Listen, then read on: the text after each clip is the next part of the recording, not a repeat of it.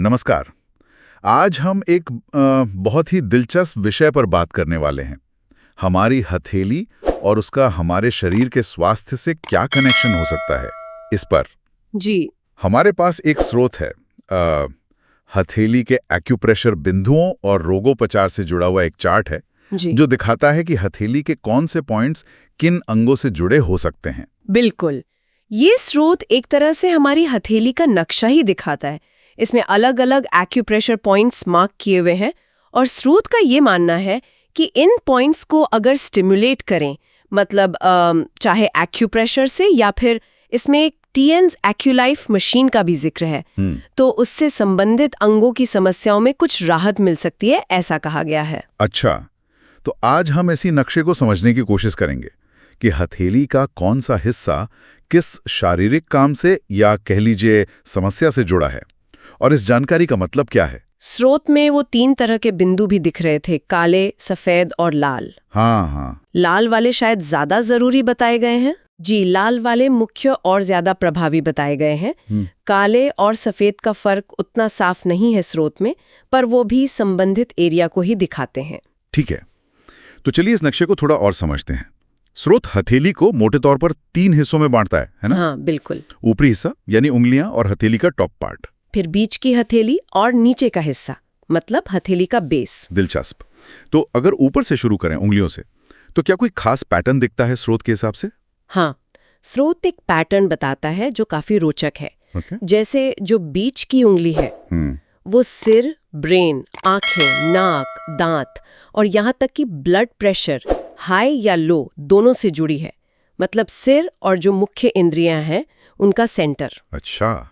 और जो तर्जनी यानी इंडेक्स फिंगर और अनामिका यानी रिंग फिंगर है जी, वो हाथ, पैर, गठिया और दिल से संबंधित बताई गई हैं। और अंगूठा? अंगूठे का कनेक्शन थकान, नींद ना आना मतलब अनिद्रा और ब्रोंकाइटिस जैसी सांस की दिक्कतों से जोड़ा गया है। बाप रे। और फिर ये बीच की हथेली, ये तो जैसे पूरे अंदरूनी सिस्टम का हब लग रही है।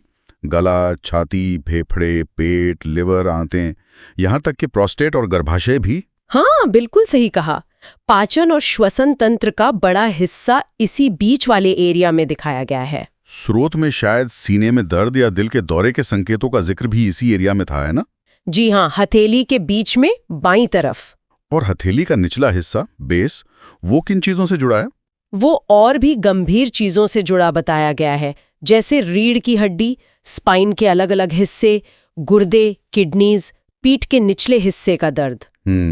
फिर मधुमेह यानी डायबिटीज, एंडोक्राइन डिसऑर्डर्स, स्ट्रोक और यहाँ तक के ट्यूमर भी। तो ये सिर्फ अंगों का नक्शा नहीं बल्कि संभावित बीमारियों का भी इंडिकेटर हो सकता है। हाँ, स्रोत में वो टीएन्स एक्यूलाइफ मशीन की बात भी थी।